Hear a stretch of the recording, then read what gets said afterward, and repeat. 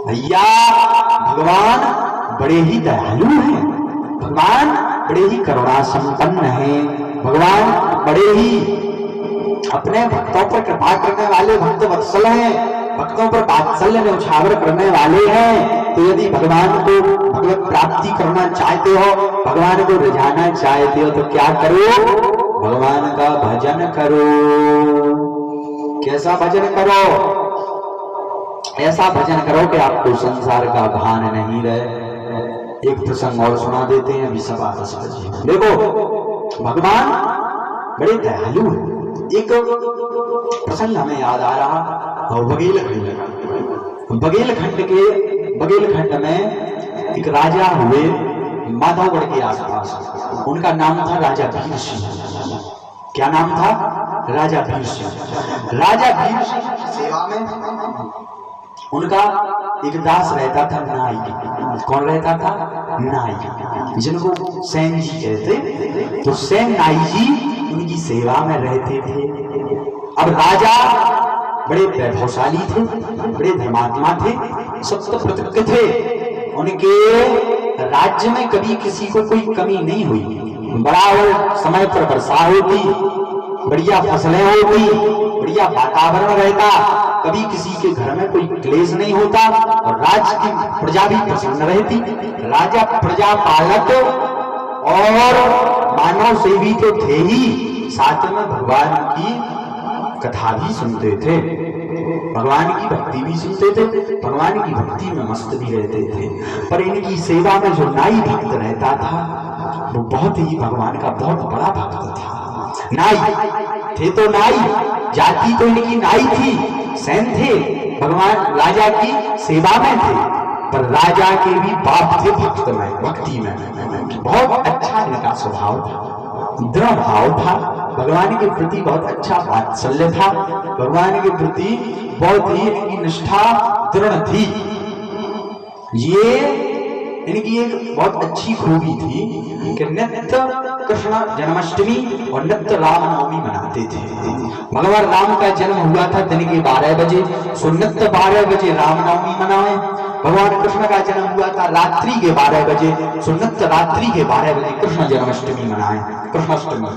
भगवान का प्राकट उत्सव मनाए 12 बजे रात्रि में। ये इनकी खूबी, कभी किसी से कुछ नहीं मांगना।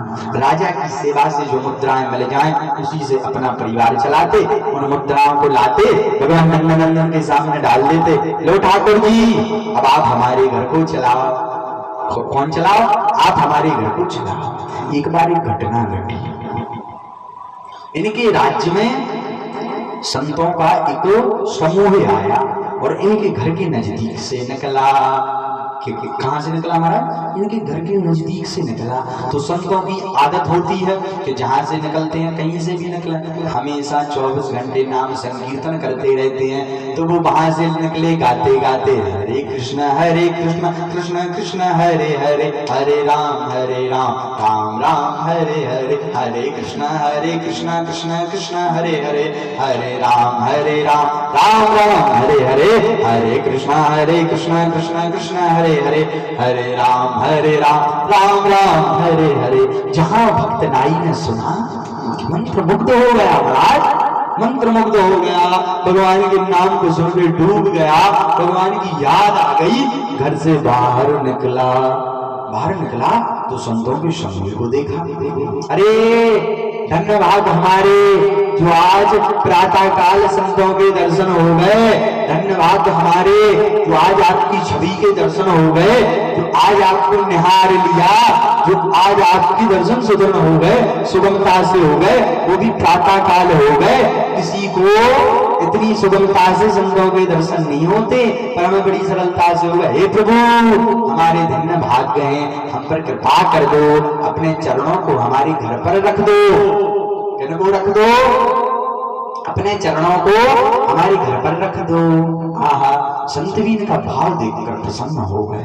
बिना इनसे पूछे आप किस जाति के हैं, बिना इनसे पूछे आप कौन हैं, इनके पीछे पीछे चल दिए। पीछे पीछे गए, सो भैया इन्होंने बड़े ही दृढ़ता से संतों की ये सेवा में जुट गए। कभी दधी पे बावे, कभी छाछ पवावे, कभी लस्सी बनावे, कभी शिकंजी बनावे, कभी जो है पूड़ी खिलावे, कभी सब्जी बनावे, कभी पैर दबावे, कभी पंखा झलवे, कभी ठंडा ठंडा पानी लावे, कभी नाचने लगवे, कभी झूमने लगवे। ओहो धन्यवाद हमारे आज के भाग्य बलहारी जाऊं जो हमारे यहाँ संत पधारे। डूब गए और वहां समय निकलने लगा। इधर दोपहर होने लगी, वहां राजा इनके इंतजार में बैठा। कब सेन जी आवे, कब दाढ़ी बनावे, कब मालिश करवे और कब हम स्नान करवे। इधर राजा का क्रोध 7वें आसमान पर चढ़ने लगा। आज ये आएगा, उसको सेवा से बहिष्कृत करूंगा, दूसरा सेवादार नियुक्त करूंगा, आज मैं उसको दंड दूंगा, दंडित करूंगा। लेकिन ये तो डूबे संतों से बात। इधर 12:01 का टाइम हो गया। भगवान ये सब देख रहे थे। भगवान को अपने भक्त पर दुख, भगवान कभी अपने भक्त पर दुख नहीं आने देते। भगवान को उन पर दया आ गई, सोई भगवान ने सेन नाई का रूप बनाया, कंधे पे झोला टांगा, हाथ में कैंची कंगा लिया और नाई बनकर के भगवान प्रकट हो गए। और जैसे ही राजा ने देखा कि नाई आ गया, सो क्रोध तो था ही, पर जहां चेहरा देखा क्रोध को भूल गया। राजा पानी पानी हो गया। वो चेहरे की लावण्यता, वो चेहरे की सौंदर्यता, वो चेहरे की समग्रता, वो समता, वो श्वेत दंतावली, वो मंद मंद मुस्कनिया, वो कजरारे कजरारे नैन, वो घुंघरारी लटें, वो कोमल कोमल हाथ, वो चेहरे पे तेज। ओहो, ये देखकर राजा क्रोध भूल गया। और जैसे ही सेन जी आए, सो बार बार अपना झूला ऐसा करवे, अरे सरकार माफ कर दो, गलती हो गई, आज मैं विलंब हो गया, मुझे आज मैं थोड़ा लेट आया। अरे राजा बोलो, कुछ बोला नहीं राजा, चेहरे की तरफ देखे जाए। बोले सेन जी आज आप कहाँ से आए हो? बोले घर से आए हो हजूर। बोले नहीं, कुछ आज कुछ अलग है, आज तुम्हारा चेहरा अलग है, तुम्हारे हाथ तुम्हारा छूना, जैसे ही इन्होंने छुआ, आज राजा का जन्म जन्म का दर्द मिट गया, जन्म जन्म की पीड़ा दूर हो गई। भगवान सेवा करने लगे।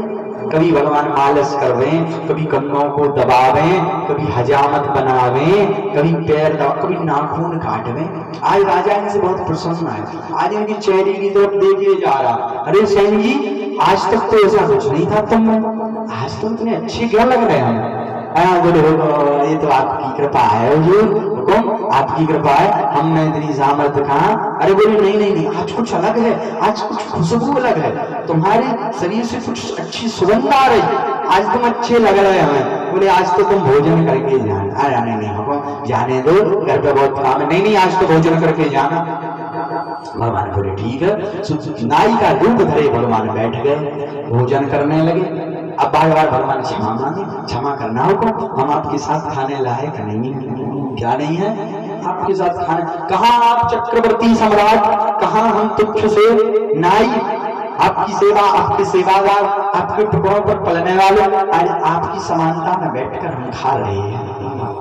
अरे नहीं यार, आज कुछ अलग है, आज तुम पता नहीं हो, ऐसे लग रहा है कि दिन रात तुम्हें ताकते रहे, तुम्हें देखते रहे और कुछ ना करें। अब नहीं, अब हम आज्ञा दो। सो अपना थैला उठाया, अब भोजन करके आचमन करके अपना कंगा कैंची उठाई, नाई जी जाने लगे, भगवान जाने लगे। सो बोले ठीक है, आज राजा कह रहा तुम रुक जा। नहीं हम काम है, जाने दो। बोले ठीक है। सो भगवान जैसे ही बाहर निकले, अदृश्य हो गए अपने लोक में। यहाँ सेन नाई जी जिनकी सेवा कर रहे थे संतों की, तो संतों की सेवा से जैसे ही निवृत्त हुए और जैसे ही इनके घर से संतों ने प्रस्थान किया, आज न याद आई। अब याद आई है, अरे वक्त तो काफी हो गया, दोपहर हो गई, सूर्य चढ़ाया। अरे राम, आज तो राजा बहुत क्रोधित होंगे, बहुत डांटेंगे, दंड देंगे, आज तो वो मुझे अपनी नौकरी से निकाल देंगे। ये सोचते सोचते जल्दी में बिना भोजन किए सेन जी भागे, पहुंचे द्वार पर। द्वारपाल खड़े थे। जैसे ही पहुंचे, द्वारपालों ने पूछा क्या हुआ, कुछ सामान अंदर रह गया क्या? बोले सामान, बोले हम आए ही कब थे? अरे बोले अभी अभी तो आप गए हो।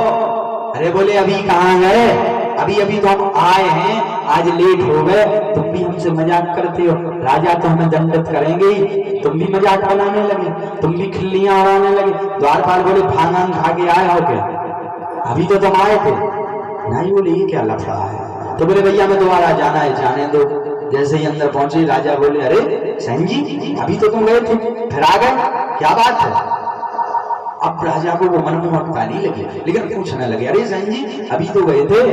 अरे था तो भक्त, समझ गया, हमारे भक्त वत्सल योगी योगेश्वर नारायण भगवान श्री कृष्ण हमारे ठाकुर हमारे गोविंद आज हमारा रूप बना करके हमारी लाज बचाने के लिए, हम ताकि दंडित ना हो जाए, हमारी 2 कौड़ी की नौकरी करने के लिए आया।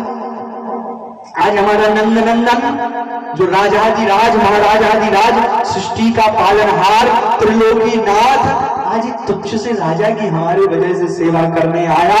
बोले आज से मैं प्रतिज्ञा करता हूँ, हाथ में चलने के बोला संकल्प करता हूँ कि मैं लात मारता हूँ राजा की नौकरी को, वो नौकरी मैं कदापि नहीं करूंगा जिसमें मेरे भगवान को किसी का सेवा करनी पड़े, भगवान को जिसकी वजह से कष्ट हो वो नौकरी में नहीं करूंगा। और सैन जी लात मार करके राजा की नौकरी को महल से बाहर निकल गए। ऐसे सैन भक्त हुए।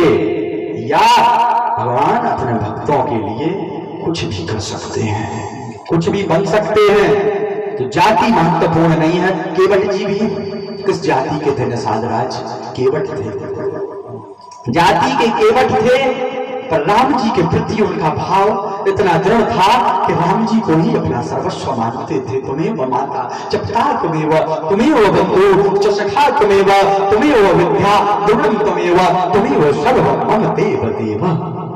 जब राम जी बैठने लगे नाव में,